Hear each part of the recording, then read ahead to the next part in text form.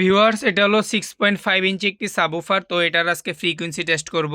তো এটার ম্যাগনেটের কোয়ালিটি এবং যে বিল্ড কোয়ালিটি খুবই ভালো। আপনাদেরকে যদি দেখাই, এই জায়গায় দেখতে পাচ্ছেন এটার ম্যাগনেটটা অনেক হেভি একটা ম্যাগনেট ইউজ করা।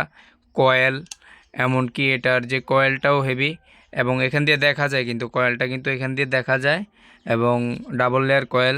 আর এটাতে 3 ওহমসে সাপোর্ট করে 100 ওয়াট। আর পেপারটা অনেক হেভি পেপার, বেস পেপার দিয়ে করা।